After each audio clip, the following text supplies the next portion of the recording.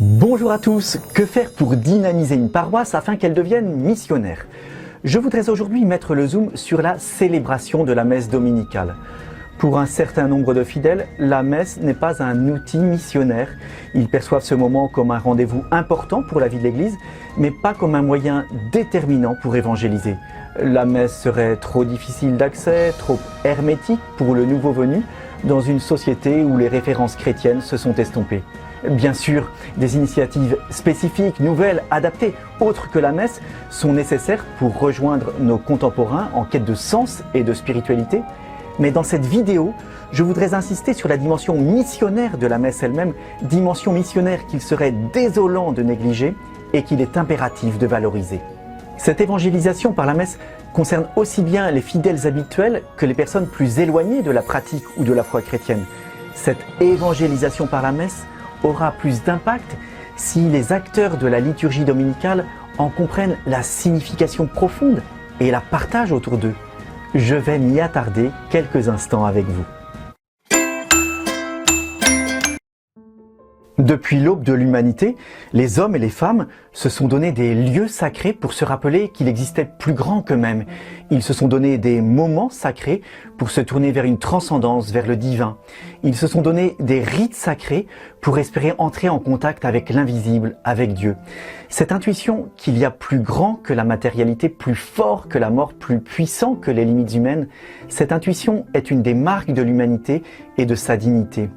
Oui, depuis la nuit des temps, les humains ont su s'arrêter pour un temps gratuit, non productif, non utile à première vue.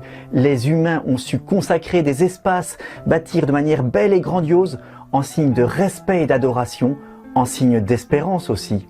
La messe dominicale, c'est avant tout cela, un temps sacré dans un espace sacré, un temps à part dans un lieu à part, une pause volontaire dans un lieu gratuit, un rendez-vous salutaire dans un lieu dédié. Oui, moment sacré dans un lieu sacré, la messe est une évangélisation parce qu'elle aide l'homme si intelligent, capable de si grandes choses, à reconnaître qu'il y a en lui une béance, un vide que ses propres réalisations ne sauraient combler. La messe l'aide à se tourner vers plus grand que lui-même. Allons plus loin.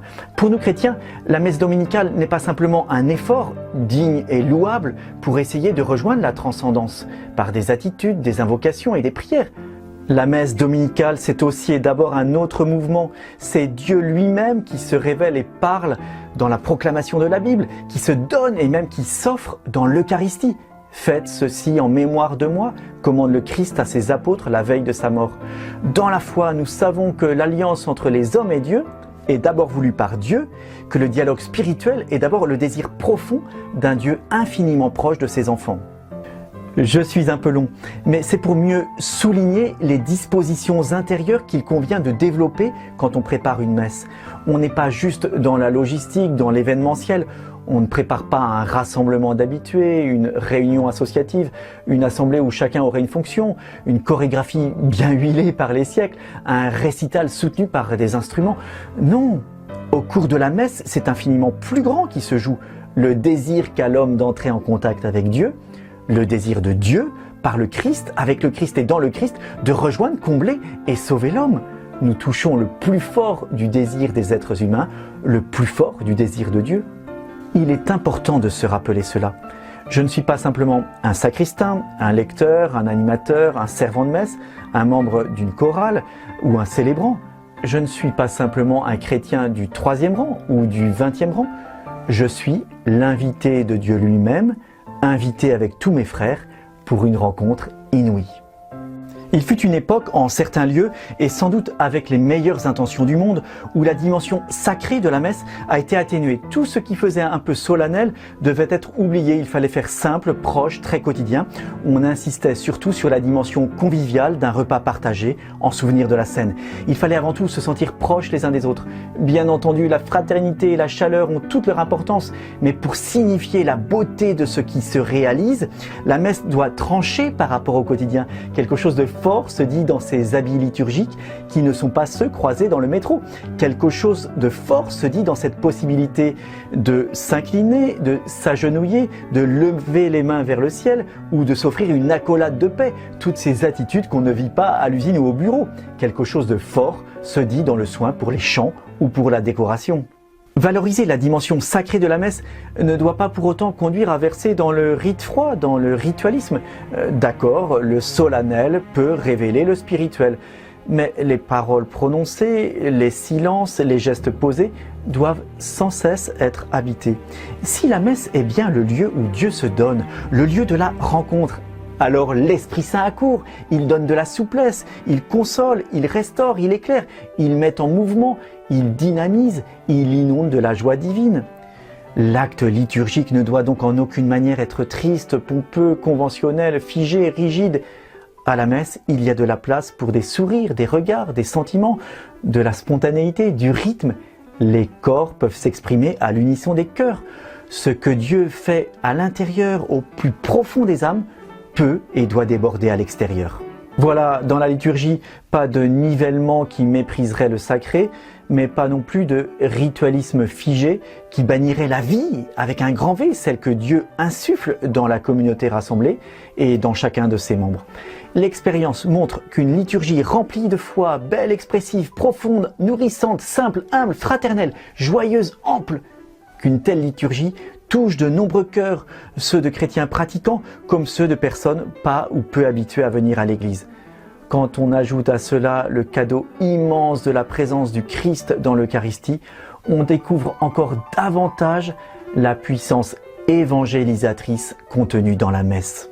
L'expérience montre aussi que des fidèles pratiquants s'engagent plus facilement dans les services paroissiaux et deviennent plus facilement des disciples missionnaires si, de dimanche en dimanche, ils ont été touchés et nourris au cours de messes soignées de manière égale. Au risque de me répéter, je le redis, la messe est capitale pour la mission. Quand on est acteur de la liturgie, il faut donc sans cesse revenir à ce questionnement. Les choix effectués et la manière de célébrer font-ils droit au sacré? Aident-ils les fidèles à vivre ce temps à part, dans un lieu à part? Est-il à la rencontre personnelle et communautaire que Dieu promet, spécialement dans la réception de sa parole et la communion eucharistique? Ces choix effectués et cette façon de célébrer permettent-ils d'entrer facilement dans l'intériorité? Offrent-ils suffisamment de liberté pour que la joie de l'Esprit Saint transparaisse, s'exprime, éclate? Font-ils naître un plus grand amour pour Dieu, pour soi-même, pour ses frères et pour le monde? Cette vidéo sera complétée par une autre qui mettra l'accent sur des points précis de la célébration de la messe afin d'aider à en déployer la dimension missionnaire. Pour l'heure, je conclus. Dans notre monde de la rapidité, du court terme, de l'efficacité, du bruit permanent, du mouvement incessant, de l'utilité immédiate, de la possession, la messe vient rappeler des valeurs et des attitudes humanisantes comme la gratuité, la patience, la prise de hauteur, l'intériorité, l'importance d'être plus plutôt que d'avoir plus. Rien que pour cela, la messe est une évangélisation. Elle est d'intérêt général. Si vous avez aimé cette vidéo, n'oubliez pas de mettre un pouce ou un j'aime, à partager et à vous abonner à la chaîne YouTube de Yeshua Édition. Et si le cœur vous en dit, je vous invite à découvrir les ouvrages de Yeshua Édition, BD, guides et romans pour la mission. À très bientôt.